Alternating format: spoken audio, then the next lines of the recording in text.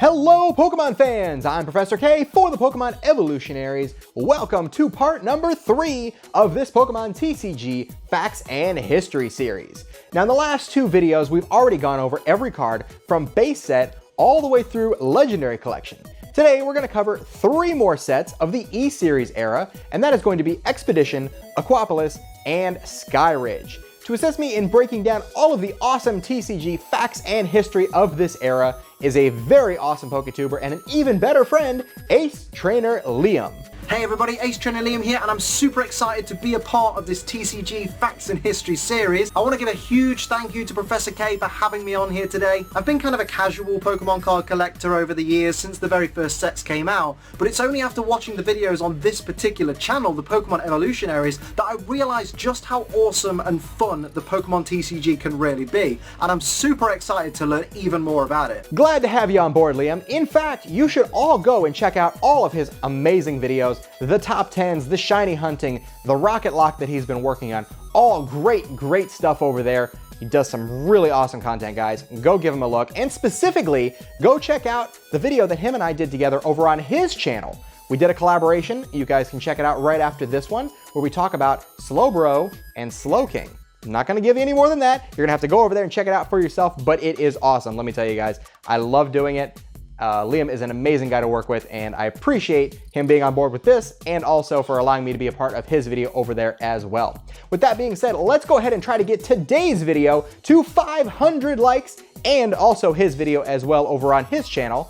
And let's go ahead and break things down. Thanks a lot, Professor. It's awesome to be working with you. Now, branching off the previous episode, it's safe to say that Wizards of the Coast, alongside Pokemon and Nintendo, succeeded in creating even more excitement about the TCG side of Pokemon with the sets discussed in part 2 of this series. Wizards' license was running out, and they put all they had into these next 3 sets before Nintendo took over card production. And when we say Wizard put all they had into them, we are not kidding. 2 of the most massive sets of all time are part of this block of the TCG. So let's jump right in and talk about those. These sets are so bulky, they could tank more hits than a Shuckle.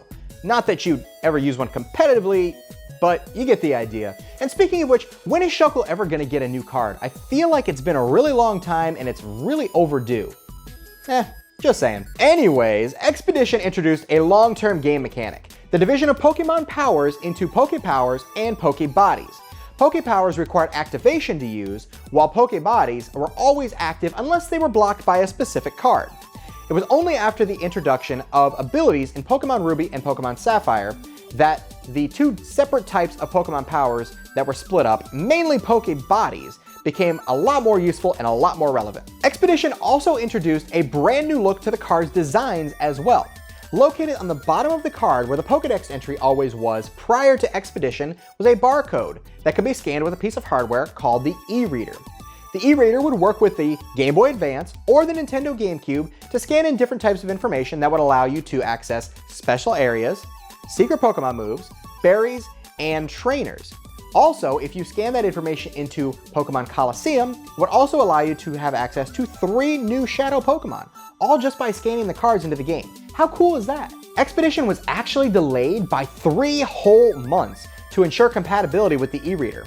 In fact, due to the cost associated with the e-reader, this was also the first set that did not have 11 cards per pack. There were only 9.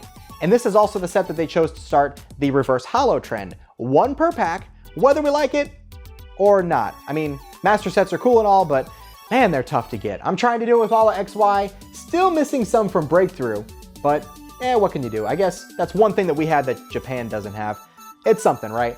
Also, this was the first set that did not include a first edition printing whatsoever. It sounds like they really did pull out all the stops to try and impress and integrate the fans of both the video games and the TCG. Interfacing the TCG with the video game is a mechanic that was quite intriguing in its day, but unfortunately was not received well in most of the world. However, this didn't stop the card production team from taking yet another bold move in an attempt to woo the fans. Upon its release, Aquapolis became the largest set ever released to date, with a whopping 186 cards, 340 if you include all the reverse holos and jumbo cards. This set was monstrous, and yet still a set that was near and dear to the hearts of many collectors who toiled to complete the gargantuan set for themselves. And if that wasn't enough to impress, Aquapolis also saw the debut of Crystal Pokemon, specifically Lugia, Kingdra and Nidoking. Crystal Pokemon are considered by fans to be the E-Series equivalent of the Shining Pokemon previously introduced in Neo Revelations and Neo Destiny. However, the Pokemon featured on each of the cards are not alternately coloured as we expect shiny Pokemon to be. Crystal Pokemon are identified as being colourless, but focus on 3 particular types of energy to use in their attacks. All Crystal Pokemon have the Pokebody Crystal type, in which the Pokemon's type changes from colourless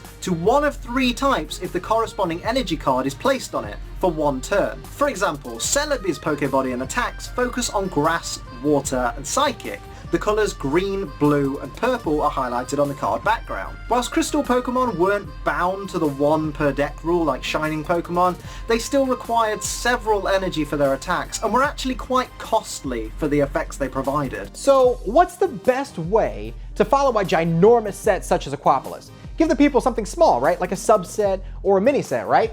Wrong. Wizards went full speed ahead and released Skyridge, the second largest set to date, with a wallet-shattering 182 cards.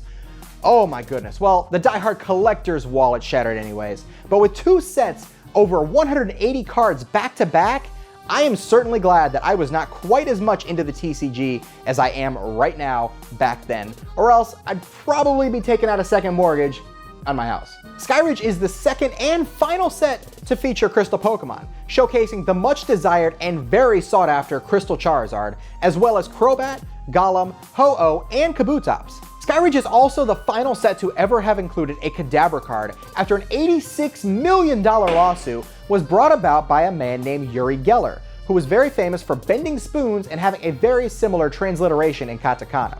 We will never see another Kadabra card ever printed again unless a very unlikely agreement is reached between Pokemon and Uri Geller, which sadly to this day has shown no signs of happening whatsoever. Skyridge was the final set printing of Pokemon cards by Wizards of the Coast before losing their license to Nintendo.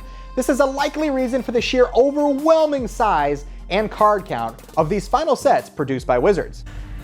That is a lot of information for just 3 sets, but then again, when they're as big as those 3, I suppose I shouldn't be surprised. I've got to say, I've had so much fun with you guys today, alongside my good friend Professor K, and hey K, do I look the part or what? If you don't want the fun to end, hit the link in the description to head over to the video that me and Professor K made on my channel, where we discuss which is better, Slowbro or Slow King. And of course, while you're over there, why don't you check out the rest of my videos, my top 10s, my let's plays, my Wi-Fi battles against viewers, whatever you enjoy, I'm sure you can find something on my channel that you'll enjoy. And of course, before you go, don't forget to subscribe to the Pokemon Evolutionaries. I'm subscribed to them, I freaking love these guys, they're so underrated, and they're so freaking awesome. They're the reason that I now love the TCG. These guys know their stuff, and I'm so thankful to have been on this video today. Glad to have you here, Liam. Thank you so much for helping me out with this episode. We really hope you did enjoy this video, and be sure to join myself and my buddy Andrew, otherwise known as 8-Bboc here on YouTube, for part 4 of the Pokemon TCG Facts and Histories, where we cover the first part of the EX series, which is EX Ruby and Sapphire through EX Unseen Forces. Be sure to like, comment, and subscribe. And until next time, Pokemon fans, I'm Professor K for the Pokemon Evolutionaries. And I'm AceTrainerLiam. Keep on training.